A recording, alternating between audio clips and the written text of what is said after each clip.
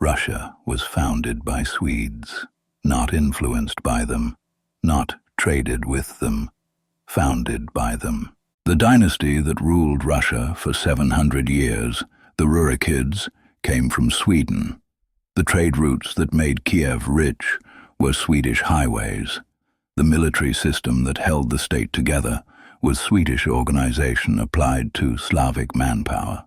Even the word Russia comes from the Finnish word for Sweden. This isn't a fringe theory, and for 70 years, Soviet historians tried to bury it. They called it fascist propaganda. They suppressed excavations. They reinterpreted artifacts. Why? Because it revealed something uncomfortable, that Slavic civilization needed Swedish warlords to organize it into a state. The evidence is now undeniable. 67,000 Islamic silver coins in Sweden, mass graves of Swedish warriors in Russia, Byzantine documents that list the Rus elite speaking Old Norse a century after they arrived. But here's the paradox. Those Swedes vanished. Within 3 generations they were speaking Slavic, praying to Orthodox saints, and calling themselves Russian. They didn't lose. They did something more sophisticated. Let me show you how. The men who rode east from Sweden in the 8th and 9th centuries didn't conquer Eastern Europe the way armies conquer. They infiltrated it. They embedded themselves in the river systems, the Volkhov, the Dnieper, the Volga, and turned those rivers into highways of extraction. They called themselves the Rus. The Slavic tribes they subdued called them Varangians. The Arabs called them merchants. The Byzantines called them barbarians. All of them were right. But here's what matters. Those Swedish river kings didn't just raid the East. They built the skeleton of a state. They catalyzed the creation of Kievan Rus, the ancestor of Russia, Ukraine, and Belarus. Then, within a few generations, they vanished. The language disappeared. The Norse gods were replaced. The tall blonde warriors married into Slavic families, and their grandchildren spoke a different tongue. But the institutions, trade routes, and dynasty remained. This is the story of how a Swedish warrior elite turned the rivers of Eastern Europe into an empire fueled by silver and slaves. Let's start with the basics. Who were the Rus? The term itself is a clue. Rus comes from the Finnish word Ruotsi, which still means Sweden in Finnish today. The Finns borrowed it from Old Norse, probably from roder, meaning rower or crew of oarsmen, or from Rothen, the old name for the coastal region of Roslagen in eastern Sweden. The Finns saw these Swedes rowing their shallow draft boats through the river networks of the north and named them after what they did, the men who row. That name stuck. It passed from Finnish into Slavic, from Slavic into Greek, and eventually became the word for an entire civilization, the Rus. The Swedish Vikings, specifically the Svea, the tribe from the Mälaren Valley around modern Uppsala, were the dominant Scandinavian force in the east. While the Danes and Norwegians were busy raiding England and Francia, the Swedes looked the other way, east, toward the rivers, toward the silver mines of Central Asia and the slave markets of the Caspian. They saw something no one else did, a route to the richest empires on earth that didn't require crossing open ocean, just rivers, portages, and the willingness to row. These weren't immigrants looking for a better life. These were armed speculators who saw a power vacuum and filled it with organized violence. Here's the paradox. These men start as foreigners, Vikings, mercenaries, tribute collectors. But within a century, their descendants are speaking Slavic, marrying into local dynasties, and adopting Orthodox Christianity. By the time of Yaroslav the Wise in the 11th century, the court of Kiev is Slavic in every way that matters. The Norse names have been translated. Helgi becomes Oleg, Ingvar becomes Igor, Helga becomes Olga. The gods are different, the language is different, but the structure, The trade routes, the tribute systems, the fortified towns, that's all still there, built by Swedes, maintained by their Slavic-speaking sons. So how did this happen? How does a foreign military elite vanish into the majority population but leave behind a state?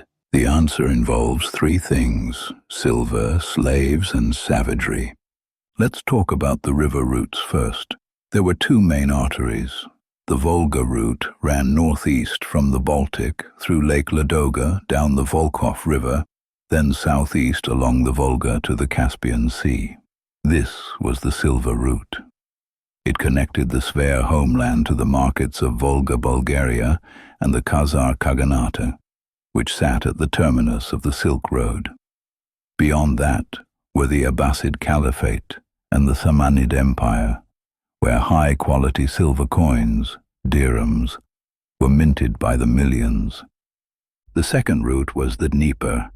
It ran south from the Baltic, through Ladoga, down to the Dnieper River, then all the way to the Black Sea and Constantinople. This was the Byzantine route, the route of silk, gold, wine, and imperial politics.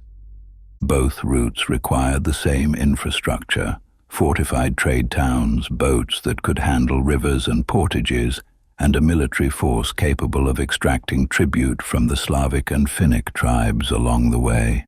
The Rus built that infrastructure. They didn't integrate, they imposed themselves as the apex of the social hierarchy. The Svea brought the ships, the trade contacts, and the willingness to enforce the system. The boats themselves were weapons platforms, shallow draft vessels, 20 to 30 oarsmen per ship, all armed. They could beach anywhere, strike before defenders could mobilize, and vanish back into the river network. The Slavic tribes had never seen anything like it. They couldn't chase them through the forests, and they didn't have ships to pursue them on water. The Rus operated in a tactical dimension the locals couldn't counter. Here's the scale. Over 67,000 Islamic silver coins have been found in Sweden. Most of them are concentrated on the island of Gotland, which functioned as the central warehouse of the Baltic. The silver came from the east, carried by the Rus, traded for furs, sable, black fox, beaver, and for slaves. The slave trade is the part that doesn't make it into the nationalist versions of this story, but it's central. The Arabic term Sakaliba originally meant Slavs, but it became synonymous with European slave across the Islamic world. The Rus were the primary suppliers. Let's be clear about what the tribute system, Poliudie, actually was. Every winter, the Rus warbands would tour the territories of subject Slavic tribes. It was an armed collection tour that operated on simple logic: pay us or we burn your village and take your people anyway. The Slavic tribes weren't subjects. They were their livestock. The Rus harvested them annually like a crop. Women and children went to the southern slave markets. Men were kept as laborers or forced into military service. It was industrial-scale human trafficking with a bureaucratic structure. The captives were dragged to river ports, loaded onto boats, and shipped south. Some went to the Volga markets. Some went to Byzantine slave auctions. Some were kept as domestic servants, and the most beautiful became the concubines of the elite. An Arab diplomat named Ahmad ibn Fadlan witnessed this firsthand in 922. He was traveling through Volga, Bulgaria, when he encountered a group of Rus traders. He describes them as tall, heavily tattooed, armed to the teeth, and utterly indifferent to the suffering of their slaves. He watched them pray to wooden idols, asking their gods to send them merchants with gold who would buy what they were selling, sable skins and slave girls. He watched them conduct a funeral for a dead chieftain that involved the ritual killing of a young woman. We'll come back to that. You need to see exactly how disturbing the Rus funeral cult actually was. The point is this: the Rus economy wasn't based on farming or territorial control. It was based on portable wealth, silver, and slaves. That's what funded the construction of the state. Don't believe me? I don't blame you, because people have gone to great lengths for this story to be actively suppressed. That's why I've got the archaeological proof. There was a massive historiographical battle called the Normanist Controversy. On one side were historians who argued that the founders of the Rus' state were Scandinavian Vikings. On the other side were historians, particularly Russian and Soviet propagandist scholars, who argued that the Rus were indigenous Slavs and that the state arose from internal development, not foreign conquest. They've got to be joking me. Soviet historians tried to bury this story for 70 years. They called it fascist propaganda. Why? Because it revealed that Slavic civilization needed sphere warlords to organize it into a state. During the Stalinist era, the Normanist view was officially labeled bourgeois and dangerous. Archaeologists were pressured to downplay or reinterpret Scandinavian artifacts. The Soviet historian Boris Rybakov spent decades trying to construct an anti-Normanist narrative that emphasized Slavic continuity and dismissed the Varangians as minor mercenaries with no real influence. The gods laugh at men who try to bury the sun with a handful of dirt. The sagas don't lie, and archaeology proves it. And after the collapse of the Soviet Union, Russian scholars reintegrated with Western academia. The consensus today is clear. The elite of the early Rus' state were Scandinavian, the dynasty was Svea, the trade network was Svea-led, the state itself was hybrid, a fusion of Norse, Slavic, Finnic, Byzantine, and steppe influences. Let's look at the sites. Staraya Ladoga is the smoking gun. Located on the Volkhov River near Lake Ladoga, it's the earliest known Scandinavian settlement in Eastern Europe. Dendrochronology, tree ring dating, places the first building phases in the mid-8th century, around 750 AD. That's a full century before the legendary arrival of Rurik in 862.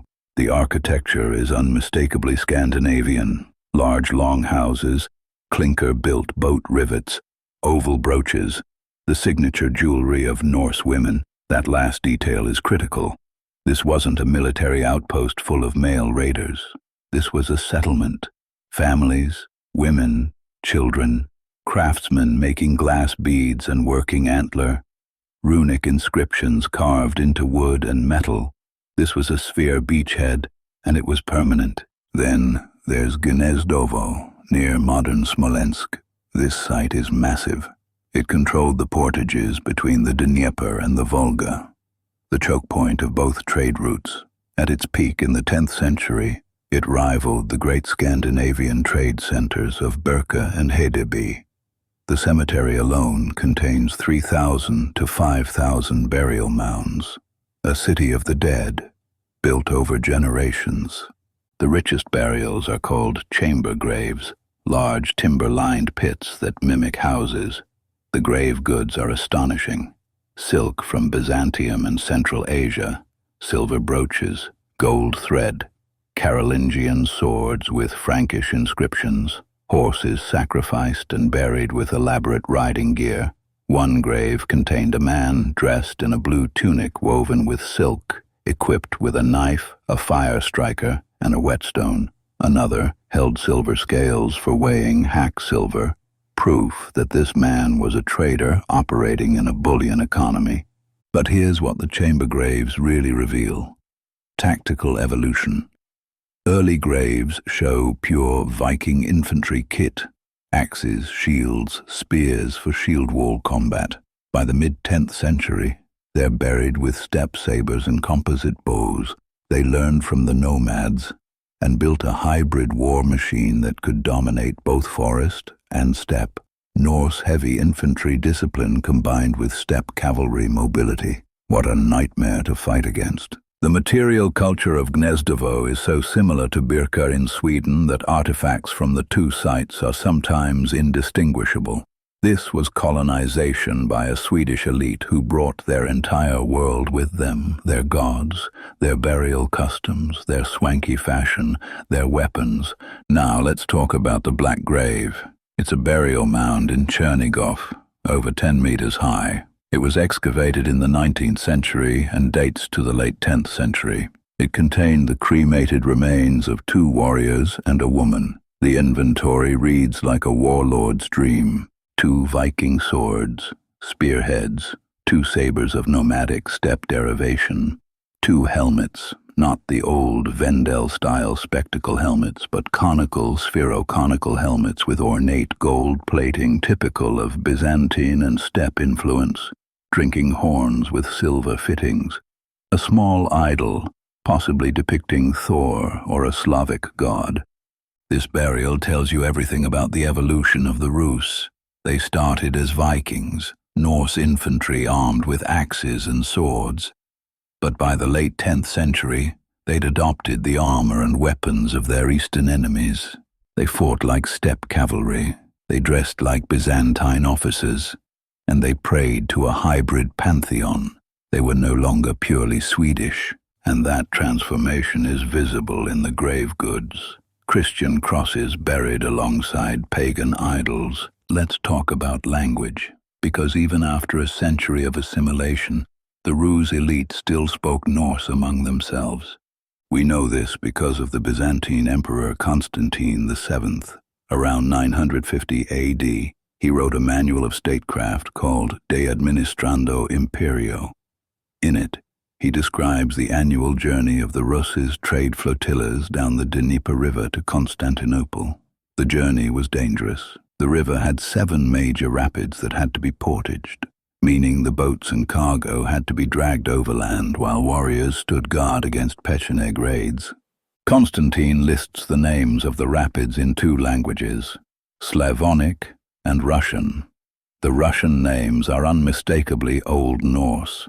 The Slavonic names are Slavic translations. Let me give you an example. The second rapid was called Ostrovuni Prach in Slavonic, meaning Island Falls. In Russian it was called Ulvorsi, which reconstructs as Holmfors in Old Norse. Same meaning, different language. This document proves that as late as 950 AD, nearly a century after Rurik's arrival, the ruling elite of Kiev were still bilingual. They spoke Old Norse among themselves and used Norse names for the critical navigational hazards of their trade route. To the Byzantines, the Ruses were ethnically and linguistically distinct from their Slavic subjects, but that distinction wouldn't last, and we're about to see why. Now let's talk about the people who made this happen. The dynasty.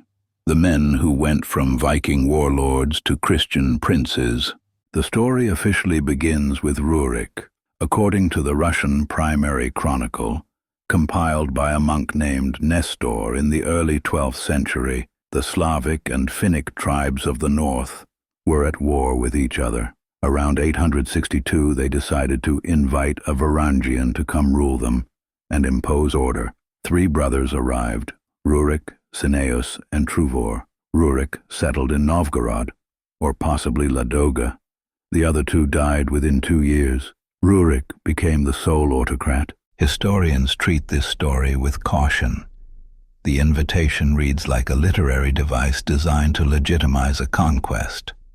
It's far more likely that local tribal leaders hired a Svea war band for protection, and that war band took over. That's a common pattern in the Viking world. Mercenaries don't stay mercenaries if they're strong enough. Here's what modern historians won't say out loud. Small groups of organized, high-trust warriors can absolutely dominate larger, disorganized populations. It's uncomfortable, but it's historical pattern recognition. The Rus proved it. The Normans proved it in England. The Spanish proved it in Mexico. The real consolidation begins with Oleg. Oleg, Norse name Helgi, was either Rurik's successor or a rival warlord. Around 882 he seized Kiev from 2 other Varangians and declared it the mother of Rus cities. This move was strategic. Kiev controlled the bottleneck of the Dnieper route. Anyone who wanted to ship goods south to Byzantium had to pay Oleg's toll. In 907, Oleg launched a massive raid on Constantinople. The chronicle claims he nailed his shield to the gates of the city, a symbolic act of dominance. Whether that literally happened is unclear. Byzantine sources don't mention the raid, but the resulting treaty is historical fact. The Treaty of 9/11 is one of the most important documents in early Russian history. The signatories on the Rus' side have purely Scandinavian names: Karl, Inigeld, Farlof, Veramud, Rulov. These envoys swear their oaths not by the Christian god, but by their weapons and the gods Perun and Veles. This is the beginning of religious syncretism. The Norse elite are swearing by Slavic gods, likely equating Perun with Thor and Veles with Odin, to bind their oaths in a way the locals would recognize. The idols at Kiev weren't just religious symbols, they were markers of dominance. Perun, the thunder god, was positioned above the Slavic gods in the divine hierarchy, just like the Rus positioned themselves above the Slavic chiefs. Religion was power politics, but the system had limits. In 945, Oleg's successor Igor tried to push the tribute system too far. He dismissed his retinue and attempted a second collection run from the Drevlian tribe to maximize his personal profit. The Drevlians didn't take it well. They captured Igor. Then they bent down 2 birch trees. The Drevlians bent the trees slowly. Igor would have felt his hips dislocating first, then the ligaments tearing. They tied his legs to the bent trees and released them simultaneously. The chronicle says his body stayed suspended for a moment between the trees, then ripped apart at the pelvis. The 2 halves fell in opposite directions. The execution may have had ritual significance, a symbolic tearing apart of the social contract. It was also a message: push too hard, and even a Viking warlord dies screaming. Igor's widow, Olga, responded with a campaign of total annihilation. The chronicle describes her revenge in detail. She buried the first Drevlian embassy alive in their boat, had her men dig a pit, push the boat in with the ambassadors still sitting in it, and cover them with earth while they were still breathing. She locked the second delegation in a bathhouse and set the structure on fire. The chronicle doesn't record their screams, but it records Olga's reaction. Nothing. She watched it burn, then moved to the next phase. She massacred 5,000 Drevlians at a funeral feast, invited them to honor her dead husband, got them drunk, and had her retinue cut them down like cattle. Then she burned their capital, Iskorosten, by using birds carrying sulfur-soaked cloth to set the thatched roofs on fire. The city burned for days, but Olga's real legacy wasn't vengeance. It was reform. She realized that the arbitrary tribute system had gotten her husband killed, so she established pagosti, fixed administrative centers, and uroki, fixed amounts of tribute. She turned a protection racket into a bureaucracy. That's the difference between a warlord and a state builder. Olga also converted to Christianity. She was baptized in Constantinople by the emperor himself, but she failed to convert her son, Svyatoslav. He refused. He feared his retinue, his druzhina, would mock him for adopting a peaceful religion. The warrior cult wasn't ready to die yet. Svyatoslav is one of the most fascinating figures in this story. He's the first ruler of the dynasty to bear a Slavic name, Svyatoslav, meaning holy glory. But he acted more like a nomad warlord than a settled Slavic prince. In the 960s, he launched a devastating campaign against the Khazar Khaganate. He sacked their capital, Atil, and destroyed the fortress of Sarkal. This looked like a victory. It was actually a strategic disaster. The Khazars had functioned as a buffer state, keeping the Pechenegs and other steppe tribes in check. By destroying them, Svyatoslav opened the floodgates. For the next 2 centuries, Kiev would be constantly raided by nomads. He essentially traded short-term glory for long-term instability. The Byzantine historian Leo the Deacon gives us a description of Svyatoslav at a peace meeting. He arrived rowing his own boat, staying true to the rower ethos.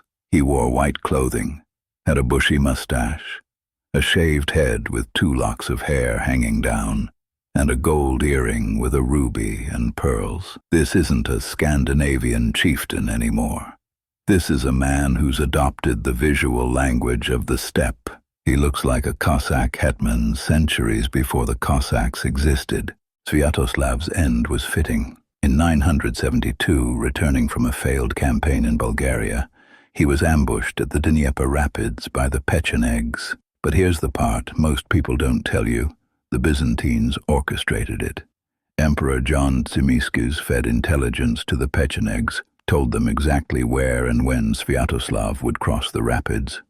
Why? Because Svyatoslav had become too powerful.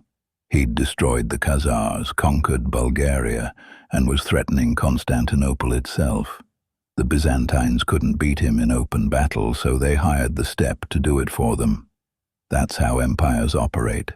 If you can't kill your enemy, make sure someone else does. The Pecheneg Khan, Kuria, killed Svyatoslav and had his skull fashioned into a drinking cup encased in gold. That skull cup is the perfect symbol. A Viking warlord, killed by steppe nomads on Byzantine orders, turned into a ritual object. The man who rode had gone too far south, stayed too long, and paid the price. Let's go back to Ibn Fadlan, because his account gives us the most vivid, disturbing picture of pre-Christian Rus culture we have, and it explains something critical: why the Rus dominated psychologically. In 922, traveling through Volga, Bulgaria, Ibn Fadlan witnessed the funeral of a Rus chieftain. It's one of the most detailed descriptions of a Viking ship burial ever recorded. The chieftain was placed in his ship, which had been dragged onto land. For 10 days, a slave girl volunteered to die with him. She was guarded, fed, and given alcohol constantly. On the day of the funeral, she was ritually intoxicated. She was lifted over a door frame 3 times so she could see the other side, and each time she described what she saw: paradise, her master waiting for her. Then she was passed through a tent where 6 men, relatives of the dead chieftain, had sexual intercourse with her one after another. Each man told her, "Tell your master I did this out of love for him." This wasn't cruelty for its own sake. It was ritual. The girl was being transformed from a slave into a sacred vessel. Finally, an old woman called the Angel of Death led her into the ship. The girl was given more alcohol. Then she was strangled with a cord while the old woman stabbed her repeatedly in the chest. The body was placed next to the chieftain. Then horses, cows, and chickens were hacked to pieces and thrown into the ship. The entire structure was set on fire. This is an eyewitness account. But here's what matters. This wasn't just a funeral. This was a demonstration. When the Ruses burned their chiefs with human sacrifices, every Slavic tribesman watching understood the message: we worship gods that demand blood. Our dead travel to the afterlife with servants, horses, and weapons. What do your gods offer? The Ruses used ritual violence as psychological warfare.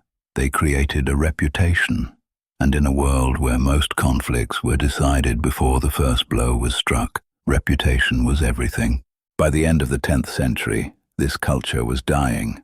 Vladimir the Great converted to Orthodox Christianity in 988. The idols of Perun were dragged into the Dnieper. The old gods were declared demons. The Rus elite, already speaking Slavic, adopted Byzantine liturgy and Greek saints. The spiritual link to the pagan north was severed, but the wealth kept flowing.